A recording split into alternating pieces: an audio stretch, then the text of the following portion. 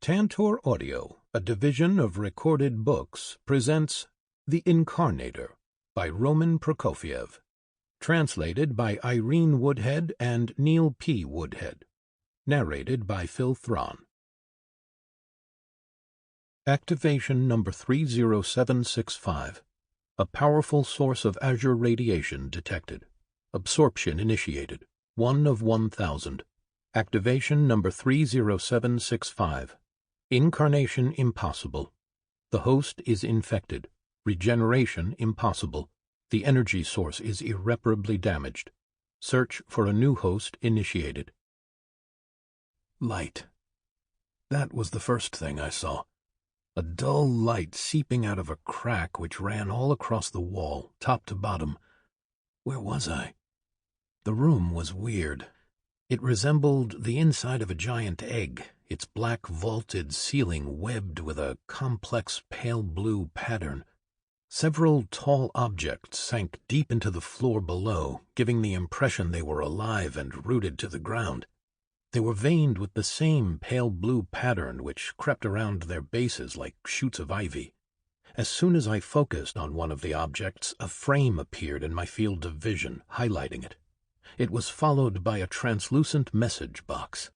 Black sarcophagus, a cryogenic capsule. Origin, an unknown xenotechnology. Damaged. I was soaring in the air right above them. As I descended a little, approaching the sarcophagi, I realized that they were indeed technogenic objects, flattened cylinders made of some black metal. One of them had been ripped out of its gossamer pale blue support and lay aside from the rest, misshapen and ripped open. A group of people stood next to it. They looked sort of weird, even though I couldn't quite put my finger on it. They must have just forced the black sarcophagus open and were now studying its contents, speaking in low voices between themselves. Their speech resembled a sequence of long clicking sounds. I seemed to be grasping some of their meanings. Trying to listen, I floated slightly closer. Now I was hovering directly above their heads. Still, they completely ignored my presence. Was I invisible? They'd done quite a job on the sarcophagus. Mangled out of shape, it must have burst open along the seams. Inside, behind a mesh of tubes and steel supports, lay a dead man. A grinning, blackened skeleton with a few bits of mummified flesh still clinging to it. When I descended yet more in order to take a better look at it, the frame in my field of vision informed me again. Dead A-man. Collecting data. Integrity 22%. The energy source is irreparably damaged. Evidence of genetic modifications and upgrades detected. Traces of infection detected. Unknown. Incarnation impossible. The message's pale blue frame turned a flashing red. Somehow I knew this was a danger warning. I also discovered another element of the same interface, a translucent blue bar which was barely 1/4 full. The moment I noticed it, new information appeared inside it. Total azure count, 173 of 1000. Current absorption rate, 58 azure per minute. The group counted 7 people in total, 5 men and 2 women. All of them were armed with miscellaneous weapons and clad in some weird greenish-gray suits of armor, giving them a fleeting resemblance to that of medieval knights. The faces of 2 of the men were concealed by closed helmets. Having finished inspecting the broken sarcophagus, they must have decided to remove the lid off the next one. I watched them use various tools and an unusual blue flame torch with which they prized open the hoops which held the cylinder together. The result wasn't what you'd expect. A pitch-black substance poured out of the opened half, gooey like rubber but runny like water, making a large puddle all around the sarcophagi. The liquid splashed everywhere, its long, thin dribbles landing on 2 of the people around it. A chaos ensued. The 2 victims began to scream and squirm as they tried to brush off the dark liquid. They dropped to the floor, convulsing. The 5 survivors dashed toward the crack in the wall and squeezed themselves through it while shooting at the threat, their flashing weapons dispelling the gloom inside. They managed to escape. I noticed now that the strange liquid wasn't as static as you'd think. It seemed to be capable of moving, albeit quite slowly.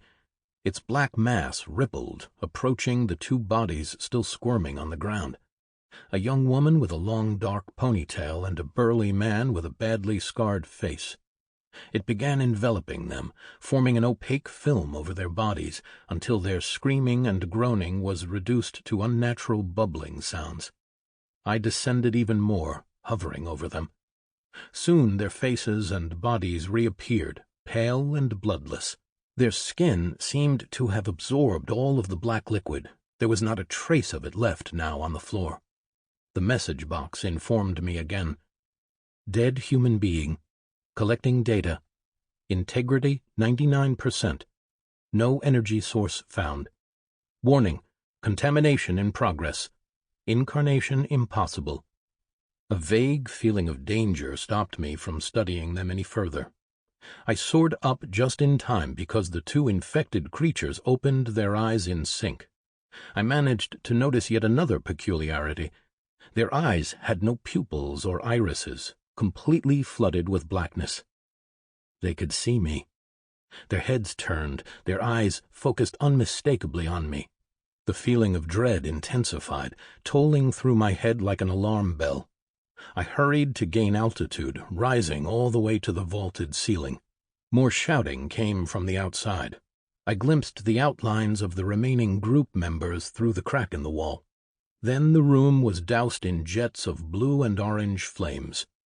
The two infected creatures didn't make a sound, even though their clothes went up like paper, spreading blotches of burns all over their skin. They simply stopped looking at me and turned to the source of this new danger instead, apparently switching their priorities. A new message appeared under the pale blue bar, which was now completely full.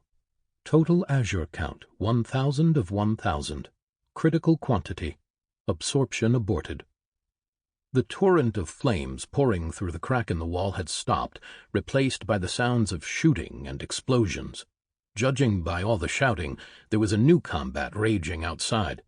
Enveloped in flames, the man and the girl moved awkwardly, their movements jerky and unnatural, as if they were learning to use their human bodies. Ever since the moment when my conscience had switched back on, I couldn't quite work out who I was, what I looked like, or what I was doing here. I just wasn't interested. But now I suddenly remembered exactly what I was supposed to do.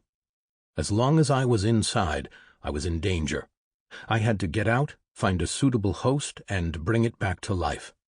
I had to do it ASAP. Chapter 1. The outside was unexpectedly bright. The midday sun blazed overhead. I found myself in a large crater lying amid the ruins of a city. The structure I'd just escaped was stuck bolt upright at the center of the crater. It resembled an enormous cracked egg, half buried in the ground. The thing looked alien and, how can I put it, out of place. It just didn't belong here. It was black, webbed with the same pale blue veins which spread all around the egg, their pulsating threads reaching under the ground.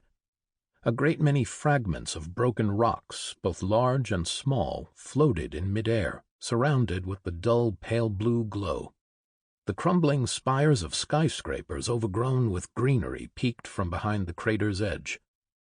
I now realized that the group of people who'd discovered me had found themselves stuck between a rock and a hard place. Those who'd escaped from inside the egg were now fighting a strange-looking creature which resembled a very long and very fast centipede, giant, predatory, with a great many eyes and legs. The men looked minuscule next to it. Although they kept firing at point-blank range, their weapons didn't seem to deal any damage at all to the monstrous scolopendra.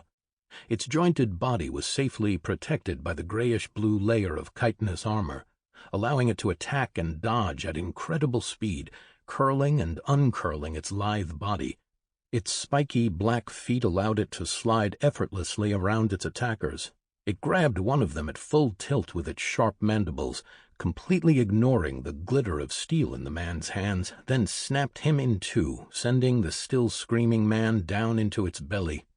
The frame containing the information about the creature was flashing crimson. It didn't offer much, though. Information not available. Amorph. Type unknown. Information not available. Warning level red. Lethal. The humans below stood no chance. Even the hectic firing couldn't drown out their screams of agony as they were torn apart alive. Using its serrated legs and lithe, spiky tail, the Scolopendra made quick work of 3 more. It spat some kind of smoking venom which instantly ate through the fighter's armor. The 3 survivors closed their ranks and managed to scare the monster away with a barrage of fire, then hurried under its cover toward the crater's charred edge, waving their hands at a black dot which had just appeared in the sky over the skyscraper's crumbling spires. The dot grew rapidly in size, its insect-like buzzing noise rising to an angry rumble. A squat, snub-nosed flying machine appeared over the crater's edge. Immediately, its short wings began spewing bursts of tracer fire from behind the rimmed propellers. It threw the Scolopendra back, extracting a furious hiss from it. 2 spiraling jets of smoke hit the curled-up monster, consuming it in the havoc of smoke, fire, and rearing earth. Under the cover of the explosion, the 3 survivors grabbed at the lifelines thrown down from the craft and hurried to scramble up, disappearing from sight. The heliplane soared upward, banking into a steep U-turn. You could see it was in a hurry to leave the scene, but no such luck. A giant shadow flitted across the sky, momentarily covering the entire crater. Then I could see what cast it, an enormous bird. Next to it, the heliplane appeared no bigger than a pigeon next to an eagle. It dove onto the plane, crumpling it in its talons, propellers and all. With a crackling noise, the propeller blades flew everywhere, disintegrating. They must have grazed the bird, though, because it emitted a thunderous squawk, letting go of its prey. The heliplane careened out of control, hitting the skeletal remains of a skyscraper and disappearing in a cloud of dust behind the crater's edge. I heard an explosion. A pillar of black smoke billowed up to the sky. With a victorious squeak, the bird soared back up, once again covering me with its shadow. My information support momentarily highlighted its outline in gold. The rock. Type, a unique, stable subspecies of the amorph. Information not available. Warning level, gold, invincible. Hissing, the Scolopendra scampered away, leaving a smoking trail of green slime in its wake. It was clearly afraid of this new enemy for whom it was little more than a tasty worm. I returned to the battlefield to study the remaining bodies and their fragments. There were no survivors. Most of the group had been ripped apart alive, their weird technogenic weapons and armor damaged beyond repair. Dead human being. No energy source found. Integrity 24%. Dead human being. Evidence of modifications, myoelectric amplification. Weak energy source found. Energy type, key. Integrity 43%. Dead human being. Weak energy source found. Energy type, Ra. Integrity 96%. Would you like to initiate the reincarnation process? The last fighter was a young man who'd only passed away a few minutes ago. His helmet was smashed, revealing a handsome face and short blonde hair drenched in blood. Having analyzed the data, I somehow came to the conclusion that he was the best option. Reincarnation process initiated. Connecting to the source. Taking over the host's bioenergetic channels. Repairing the damage to your host's internal systems. Success. Incarnation complete. Energy cost, 500 Azure. Current Azure count, 500 of 1,000. Rubbing my head, I gingerly scrambled back to my feet and took a few steps. My new body was easy to control, its muscle memory and motor skills eagerly performing the required movements. Immediately I sensed a huge change in myself. No more was I an emotionless creature devoid of a body. Although admittedly some part of the old me was still lurking inside me, I was now fully alive, capable of feeling and experiencing the whole range of emotions. My self-preservation instinct kicked in. I had to escape. Even though the wounded scolopendra had slithered off, I had my doubts it was too far away. The giant bird was still circling the sky overhead, and within the terrible black egg, more people were awakening from suspended animation inside their sarcophagi, their bodies infected with the black liquid. I had no idea what it was, but I could sense the mortal danger of staying nearby. The sooner I got out of here, the higher my chances of survival. It didn't take me long to make it to the crater's edge. I climbed over a low bulwark which appeared vitrified by some old raging fire. Pieces of broken glass and all kinds of junk crunched underfoot. The crater was surrounded by the ruins of nearby buildings. I dashed into a gap between them just in time. As I looked back, I glimpsed the quivering antennae of the curious scolopendra showing over the crater's edge. It must have sensed my motion. This was a city, or used to be, rather, whatever was left of it. The street in front of me was blocked with the mangled carcasses of cars which had heaped up on top of each other, rusty and misshapen, completely filling the space between the collapsed buildings. The houses appeared dead. People must have abandoned them a long time ago. The building's lower stories were overgrown with moss and creeping vines. The wind howled in through the black gaping holes where windows had once been. The tarmac underfoot was cracked and claimed by tall grass. A small tree grew right through one of the cars, lifting it over the road. How long had this city been abandoned? Whatever had happened here?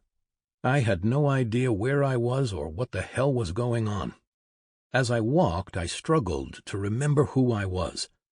What was my name? What was this place? How had I ended up here? I just couldn't remember. My memory was an empty void filled with fragments of irrelevant details. My head was blank, completely blank. My last conscious memory was when I'd been released from the sarcophagus and floated, invisible, in midair in search for a suitable host. That just felt wrong, as if I'd been stripped of something which meant the world to me. It just shouldn't be happening. Still, it was. Trying not to make noise, I ran along damp, moss-covered walls. Where to? No idea. It was simply my self-preservation instinct driving me away from the egg-shaped object in the crater and the predatory scolopendra which had just made quick work of a well-armed assault squad. I needed to put as much distance between me and that place as I possibly could and find some sort of shelter. Then I could sit down and try to work all this out. Devastation was all around me. Darkened shop signs lying on the ground, display windows grinning with the few remaining shards of glass, thick cobwebs blocking dark gaping doorways. How much time does it take to turn city streets into makeshift forest glades? The omnipresent carpet of greenery entangled the burst pavement, reaching toward the higher stories of the ravaged skyscrapers and the plants' attempts to get to the sun. Quite a few of the buildings gave me the impression that the damage done to them couldn't be explained by time alone. They appeared to have been mangled by a squad of army heliplanes. How else would you explain the collapsed walls and entire floors caved in on top of each other? I had to vault my way over heaps of debris, squeezing between the upended rusty skeletons of vehicles. A far-off, hoarse crowing cut through the silence. A dark cloud of birds took to the wing from the crumbling framework of one of the high-rises. Or were they birds? I couldn't exactly make out the details of the great many black dots which started circling the ravaged skyscraper, but their movements were too fast and controlled for comfort. They seemed to be heading in my direction. I strained my every sinew to keep going, searching for gaps in the maze of the rusty cars. A lot of them appeared crumpled or forced open like tin cans. Finally, my advance was blocked by a deep fissure in the ground lined with reared-up tarmac. It crossed the entire street, reaching out as far as the eye could see, and went cleaving right through one of the collapsed buildings. There was no way I could possibly find a way around it. The birds' sharp squeaking and the flapping of wings was drawing near. They did home in on me, and it didn't bode well. I had to take cover pronto. The building's first stories were basically just big gaping holes, offering no shelter. I dashed into the nearest side lane, blocked by a bus lying on its side. Behind it, I discovered a rusty fire escape. One of its steel platforms led to a surviving door. I jerked at the stairs to check their safety, then gingerly began to climb. The stairs sagged under my weight, but held. I opened the door. A dark corridor breathed damp and mold in my face, dimly illuminated by the meager light reaching through the cracks and gaps in the building's collapsed framework.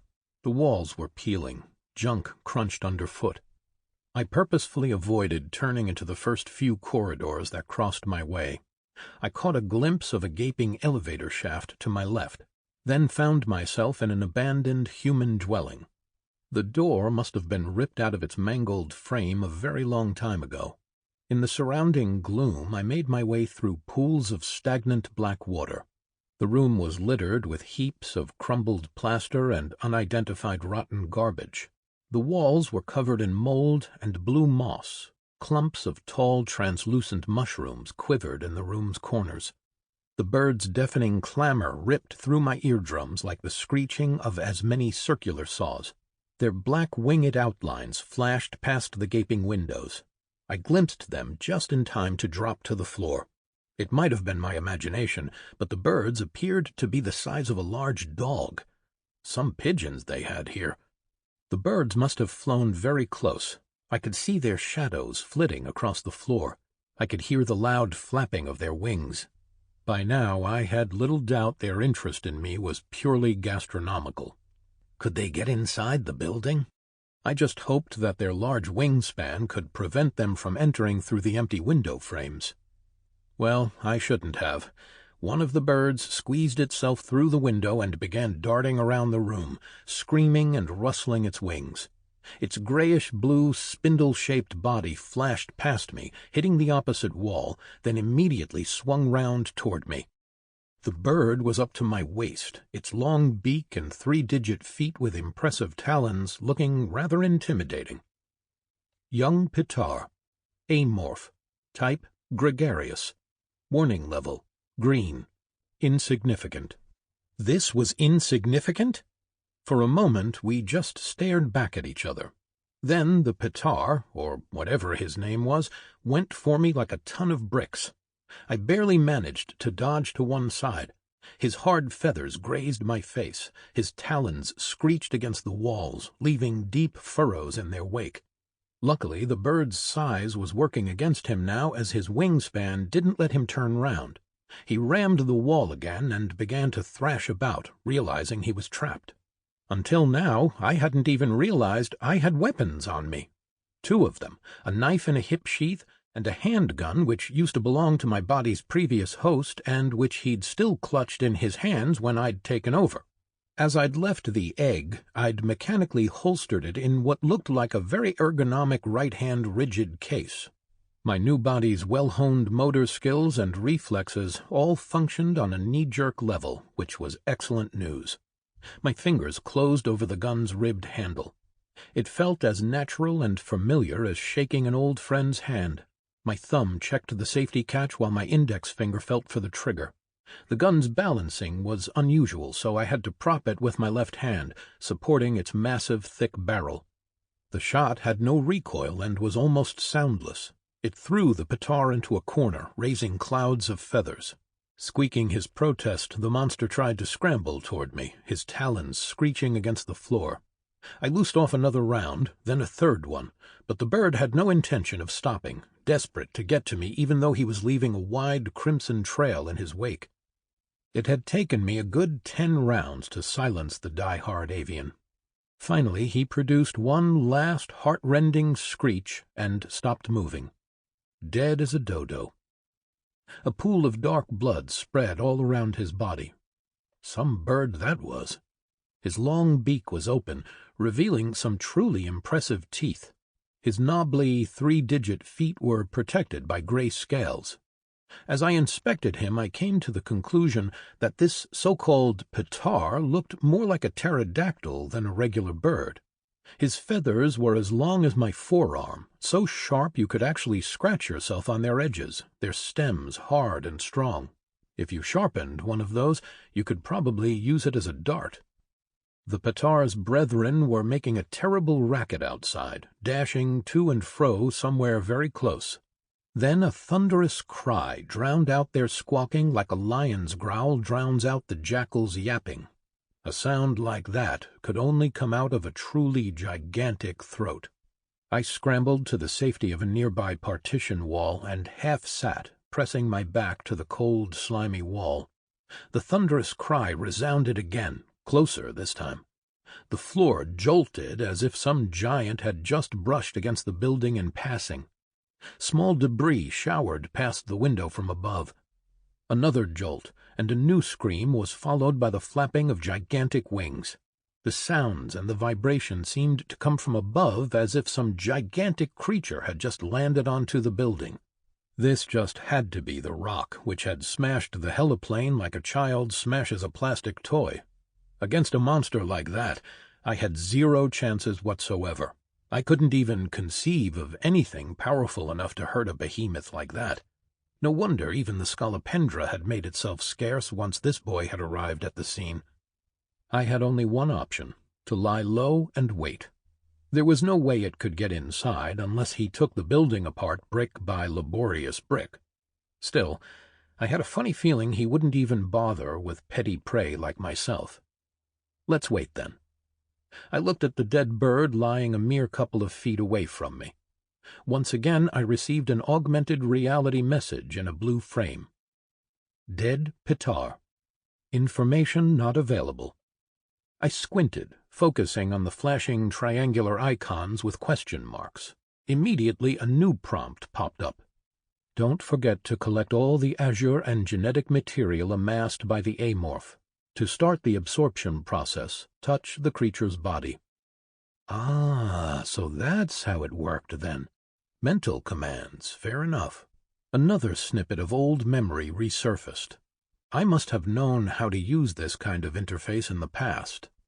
Obeying the instruction, I touched the dead bird's stiff wing. A small ball of pale blue energy shot out right into my hand and was absorbed into my skin, leaving a pleasant tingling sensation.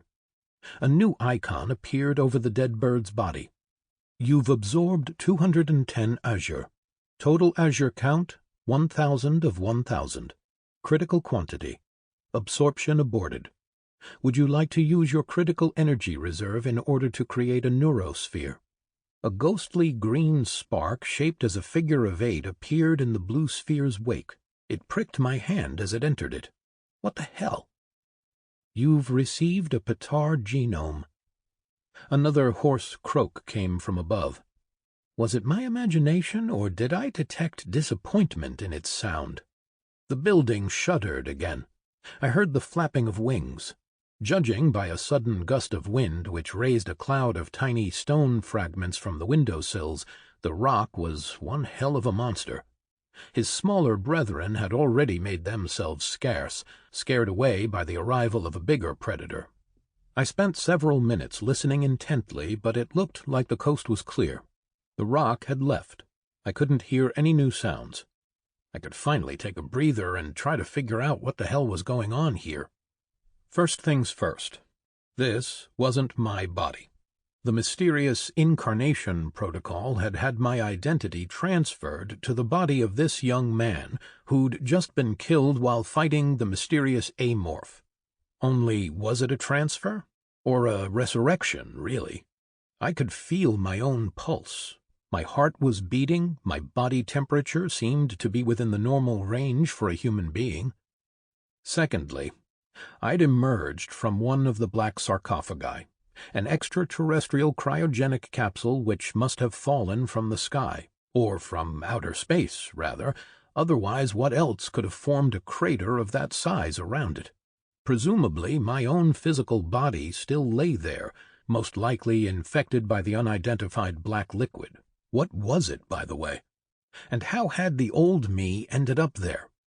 Thirdly, in my bodiless form I'd been invisible and impassive, with only one concern. I had to find a suitable host for my new incarnation. Question: who the hell was I? Was I even human? I had no... Sample complete. Ready to continue?